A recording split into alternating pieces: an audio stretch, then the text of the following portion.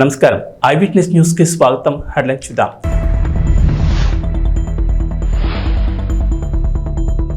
మూడవసారి ప్రధానిగా మోడీ ప్రమాణ స్వీకారం.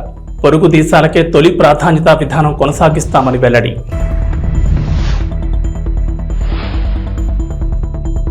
చంద్రబాబుకు కత్తి మీద సాములా మారిన మంత్రివర్గ విస్తరణ. కేబినెట్ కూర్పుపై తర్జన భర్జన. తెలంగాణకు రెయిన్ అలర్ట్.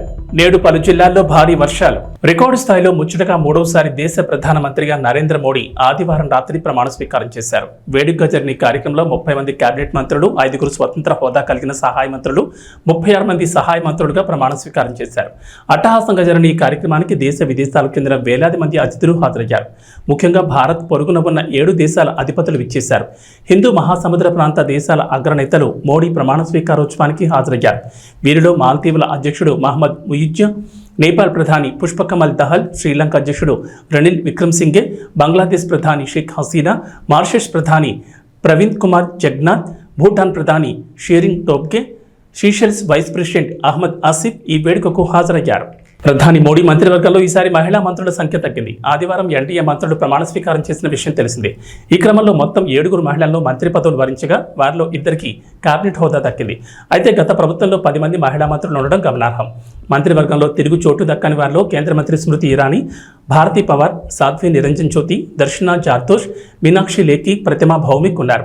మాజీ మంత్రి నిర్మలా సీతారామన్, బీజేపీ ఎంపీలు అన్నపూర్ణాదేవి, శోభా కరండల్జే, రక్షా ఖడ్సే, సావిత్రి ఠాకూర్, నీముపెన్ బంభానియా, అప్నాదళ్ ఎంపీ అనుప్రియ పటేల్కు మంత్రివర్గంలో చోటు దక్కింది. ఆంధ్రప్రదేశ్లో కొత్త ప్రభుత్వం ఏర్పాటు కానుంది. ఈ నెల 12న నారా చంద్రబాబు నాయుడు ముఖ్యమంత్రిగా ప్రమాణ స్వీకారం చేయబోతున్నారు. అయితే కేబినెట్ కూర్పు ఉత్కంఠగా మారింది. ఈసారి మంత్రి పదవి ఆశిస్తున్న నేతలు ఎక్కువ మంది ఉన్నారు. ముఖ్యంగా టీడీపీ నుంచి ఆశావాహులు ఎక్కువగా ఉన్నారు. పార్టీలో సీనియర్లు చాలా మంది ఈసారి రేసులో ఉన్నారు. అటు జనసేన, బీజేపీలకు కూడా మంత్రివర్గంలో స్థానం కల్పించాల్సి ఉంటుంది. 2 పార్టీలకు కలిసి కనీసం 5 పదవులైనా ఇవ్వాల్సి ఉంటుంది. ఈ క్రమంలో మంత్రివర్గ కూర్పు చంద్రబాబుకు కత్తి మీద సాములా మారింది. ఏపీలో మందుబాబులకు కొత్త ప్రభుత్వం శుభవార్త చెప్పింది. రాష్ట్రంలో నాన్ బ్రాండెడ్ లిక్కర్కు తెరపడింది. మళ్లీ బ్రాండెడ్ లిక్కర్ను అందుబాటులోకి తీసుకొచ్చారు. దేశంలో పాపులర్ బ్రాండ్గా ఉన్న కింగ్ ఫిషర్ బీర్ను కంటైనర్లలో తీసుకొచ్చి గోడౌన్లో నిల్వ చేశారు. త్వరలోనే రాష్ట్ర వ్యాప్తంగా బ్రాండెడ్ మద్యం విక్రయాలు ప్రారంభం కాబోతున్నాయి. ఈ మేరకు కింగ్ ఫిషర్ బీర్లతో వచ్చిన కంటైనర్ వీడియోను టీడీపీ నేత ఆనం వెంకటరమణారెడ్డి ట్వీట్ చేశారు. విజయవాడ దుర్గమ్మకు భారీగా ఆదాయం సమకూరింది. దుర్గమ్మ దర్శనానికి వచ్చిన భక్తులకు దర్శనం టికెట్లు, లడ్డు, పులిహార ప్రసాదాలు, ఆర్జిత సేవల టికెట్లు విక్రయాల ద్వారా ఒక్కరోజులోనే భారీగా ఆదాయం దక్కింది. ఆదివారం ఒక్కరోజు 51,03,032 ఆదాయం లభించినట్లు అధికారులు తెలిపారు. 500 రూపాయల దర్శనం టికెట్ ద్వారా 28,52,600 ఆదాయం సమకూరింది. అలాగే 300 రూపాయల టికెట్ ద్వారా 13,37,000 రాగా 100 రూపాయల టికెట్ ద్వారా 8,93,800 ఆదాయం వచ్చినట్లు తెలిపారు. అలాగే 3,02,757 విరాళాల ద్వారా సమకూరింది. కేశ ఖండనశాలలో 4,601 మంది తమ తల్లిదండ్రులు సమర్పించారు. 68,487 లడ్డూ ప్రసాదాలను, 33,345 పులిహార ప్రసాదం ప్యాకెట్లను విక్రయించినట్టు చెప్పారు. మరోవైపు దుర్గమ్మ దర్శనానికి ఆదివారం భక్తులు భారీగా తరలివచ్చారు. వీకెండ్ కావడంతో ఉదయం నుంచి భక్తులు క్యూ లైన్లో బారులు తీరగా అమ్మవారి దర్శనానికి సుమారు 2 గంటల సమయం పట్టింది. అలాగే ఘాట్ రోడ్లు, బైకులు, కార్లతో నిండిపోగా దూర ప్రాంతాల నుంచి వచ్చే భక్తుల వాహనాలు సీతమ్మవారి పాదాల సెంటర్, పున్నమి రెస్టారెంట్ సమీపంలో పార్క్ చేశారు. కొందరు అక్కడి నుంచి దుర్గగుడికి రావడానికి ఇబ్బందులు పడ్డారు. ఆదివారం రోజు సుమారు 50,000 మంది భక్తులు అమ్మవారిని దర్శించుకున్నారని అంచనా వేశారు అధికారులు. హైదరాబాద్ మెట్రో ట్రైన్ ప్రయాణికులకు బ్యాడ్ న్యూస్. త్వరలోనే మీ జేబులకు చిల్లు పడనుంది. మెట్రో ఛార్జీలను పెంచేందుకు రంగం సిద్ధమైనట్లు సమాచారం. మెట్రో నిర్వహణ ఖర్చులు పెరిగిన నేపథ్యంలో ఉన్నతాధికారుల సూచన మేరకు టికెట్ ధరలను పెంచేందుకు ఎల్ఎన్టీ సంస్థ రెడీ అవుతోంది. రోజువారీ నిర్వహణ ఖర్చులు, నష్టాల భారాన్ని తగ్గించుకునేందుకు టికెట్ ధరలు పెంచాలని డిసైడ్ అయింది. హైదరాబాద్ మెట్రో 3 లైన్ల ద్వారా ప్రస్తుతం రోజుకు 5 లక్షల మంది ప్రయాణికులను తమ గమ్యస్థానాలకు చేరుకుంటున్నారు. మహిళలకు ఫ్రీ బస్ జర్నీతో మెట్రోకు గతంతో పోలిస్తే కాస్త రద్దీ తగ్గింది. అదే సమయంలో నిర్వహణ వ్యయం పెరిగింది. ప్రతి నెల 45 కోట్ల చొప్పున ఏడాదికి 540 కోట్ల నష్టం వస్తున్నట్లు ఎల్ఎన్టీ అంచనా వేస్తోంది. ఈ క్రమంలో ధరలు పెంచి నిర్వహణ భారాన్ని తగ్గించుకునేందుకు మెట్రో ప్రయత్నిస్తోంది. ప్రస్తుతం 2 కిలోమీటర్ల దూరానికి టికెట్ ధర 10 రూపాయలుగా ఉంది. 2 నుంచి 4 కిలోమీటర్ల దూరానికి 15 రూపాయల టికెట్ ఛార్జ్ చేస్తున్నారు. 4 నుంచి 6 కిలోమీటర్ల దూరానికి 25, 6 నుంచి 8 కిలోమీటర్ల దూరానికి 30 రూపాయలు, 8 నుంచి 10 కిలోమీటర్ల దూరానికి 35, 10 నుంచి 14 కిలోమీటర్ల దూరానికి 40 రూపాయలు, 14 నుంచి 18 కిలోమీటర్ల దూరానికి 45, 18 నుంచి 22 కిలోమీటర్ల దూరానికి 50, 22 నుంచి 26 కిలోమీటర్ల దూరానికి 55 రూపాయలు, 26 కిలోమీటర్లకు పైగా దూరానికి 60 రూపాయల టికెట్ ధరగా వసూలు చేస్తున్నారు. అంటే ప్రస్తుతం ప్రారంభ టికెట్ ధర 10 ఉండగా గరిష్టంగా 60 రూపాయలు ఉంది. టికెట్ రేట్లు 5 నుంచి 10% పెంచి కనీస ధర 20కి, గరిష్ట ధర 80కి పెంచే అవకాశం ఉన్నట్లు తెలుస్తోంది. నందమూరి బాలకృష్ణ, బోయపాటి శ్రీను కాంబోలో ఇప్పటివరకు వచ్చిన 3 చిత్రాలు బంపర్ హిట్ అయ్యాయి. అందుకే ఈ కాంబినేషన్ అంటే బాలయ్య అభిమానులతో పాటు సినీ ప్రియులందరికీ ఎంతో ఇష్టం. వీరి కాంబోలో వచ్చిన సింహ, లెజెండ్, అఖండ ఒకదానికి మించి ఒకటి పెద్ద హిట్ అయిన విషయం తెలిసిందే. తద్వారా ఈ కాంబో హ్యాట్రిక్ హిట్ కొట్టింది. దీంతో ఈ ఇద్దరి కలయికలో మరో సినిమా ఉంటుందని, అదే అఖండ 2 అని గతంలోనే ప్రకటించారు. ఇవాళ బాలకృష్ణ బర్త్డే సందర్భంగా Balayya, Boyapati cinema big update వచ్చింది. 14 రీల్స్ ఎంటర్టైన్మెంట్ బ్యానర్లో రామ్ ఆచంట, గోపిచంద్ ఆచంట నిర్మాతలుగా, బోయపాటి శ్రీను దర్శకత్వంలో బాలకృష్ణ హీరోగా వీళ్ళిద్దరి కాంబోలో 4వ సినిమాను మేకర్స్ ప్రకటించారు. బేబీ 4 వర్కింగ్ టైటిల్తో ఓ పోస్టర్ విడుదల చేస్తూ బాలకృష్ణకు పుట్టినరోజు శుభాకాంక్షలు తెలిపారు. ఇక ఈ మూవీలో బాలయ్య కూతురు తేజస్విని కూడా నిర్మాతగా భాగమవుతున్నారు. తేజస్విని గతంలో బాలయ్య అన్స్టాపబుల్ షో కూడా పనిచేసిన విషయం తెలిసిందే. ఇకపై పూర్తిగా సినిమా రంగంలోనే తేజస్విని ఉండబోతుందని సమాచారం. నరేంద్ర మోడీ 3వసారి భారతదేశ ప్రధానిగా ప్రమాణ స్వీకారం చేసిన సందర్భంగా బీజేపీ శ్రేణుల ఆధ్వర్యంలో అనకాపల్లి పట్టణంలోని 4 రోడ్ల జంక్షన్ వద్ద జరిగిన కార్యక్రమంలో మాజీ ఎమ్మెల్యే, నియోజకవర్గ టీడీపీ ఇన్ఛార్జ్ పియల గోవింద సత్యనారాయణ, జనసేన నాయకులు వేమరశెట్టి చిన్ని పాల్గొని బీజేపీ, టీడీపీ, జనసేన శ్రేణులకు మిఠాయిలు తినిపించి శుభాకాంక్షలు తెలిపారు. ఈ సందర్భంగా ప్రమాణ స్వీకార కార్యక్రమాన్ని టీడీపీ నాయకులు మల్లా సురేంద్ర, పోలారపు త్రినాథ్ ఉమ్మడి పార్టీ కార్యకర్తలతో కలిసి వీక్షించారు. నరేంద్ర మోడీ నాయకత్వంలో దేశం, నారా చంద్రబాబు నాయుడు, పవన్ కళ్యాణ్ నాయకత్వంలో రాష్ట్రం అభివృద్ధి పదంలో నడుస్తుందని ఆశాభావం వ్యక్తం చేశారు.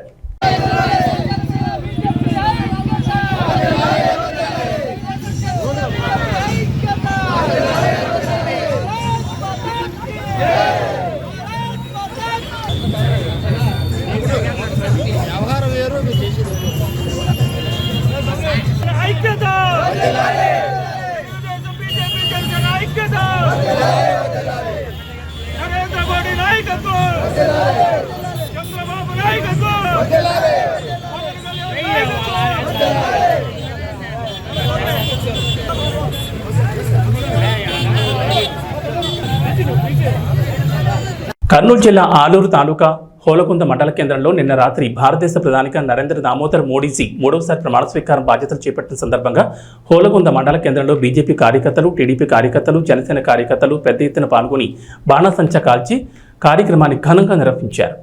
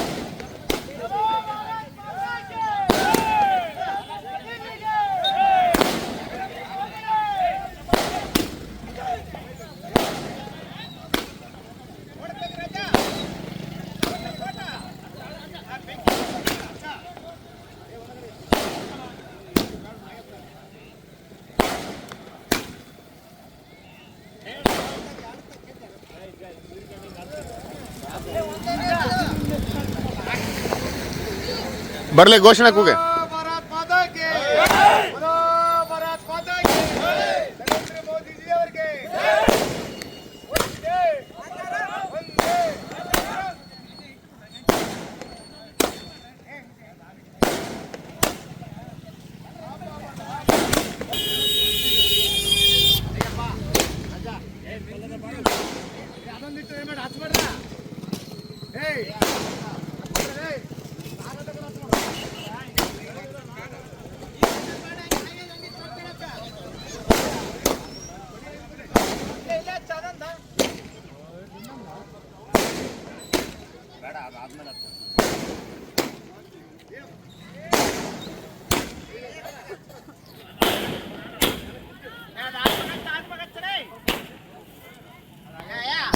అనంతపురం జిల్లా గుత్తి మున్సిపాలిటీలో విచ్చలవిడిగా విక్రయిస్తున్న నాణ్యత లేని మాంసపు దుకాణాలు పరిశుభ్రత పాటించకుండా చనిపోయిన జీవాలు కోస్తున్నారా లేక ఆరోగ్యంతో ఉన్న జీవాలను కోస్తున్నారా అనేది గుత్తి ప్రజలకు ప్రశ్నార్థకంగా మారింది.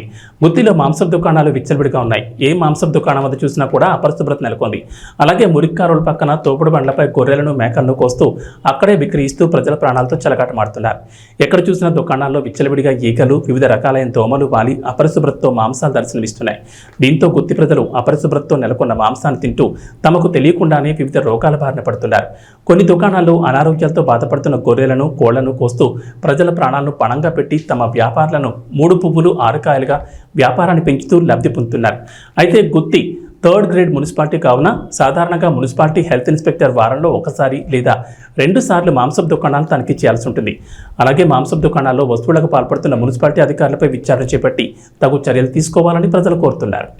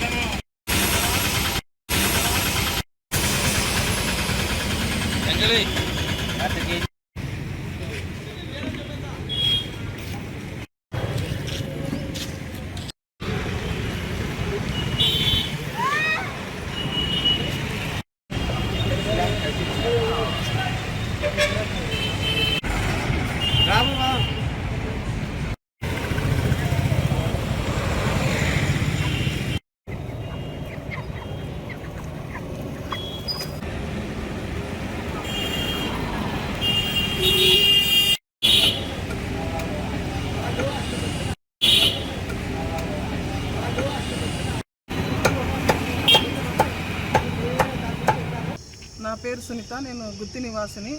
ముఖ్యంగా ఈరోజు మాట్లాడడానికి ముఖ్య ఉద్దేశం ఏమంటే అపరిశుభ్రంగా ఉన్న మటన్, చికెన్ షాపుల గురించి నేను మాట్లాడదలుచుకున్నాను. ఎందుకంటే నిత్యం ప్రజలు అపరిశుభ్రంగా ఉన్న చికెన్ని, మటన్ తినుకుంటూ ఎన్నో అనారోగ్యాలకి పాలవుతున్నారు. ఏ చికెన్ షాప్ చూసినా, ఏ మటన్ షాప్ చూసినా అపరిశుభ్రంగా నీట్నెస్గా ఉండాలని చెప్పి చెప్తున్నా కానీ అపరిశుభ్రంగా ఎట్లా అంటే కింద పడిన వస్తువు కానీ మళ్ళీ పైకి వేసి అట్లా తూకాలు వేసి ఆ విధంగా వేస్తున్నాడు. ఎక్కడ చూసినా దోమలు, ఈగలు ఉన్నా కానీ సరే అట్లే దాన్ని వెయిట్ చేసి ఇస్తున్నారు. కానీ ప్రజలకు ఏం తెలుసు, పాపము ఆ చచ్చిపోయిన, బతికినాయో, చనిపోయిన జీవాలు కానీ కోసి అమ్మడము.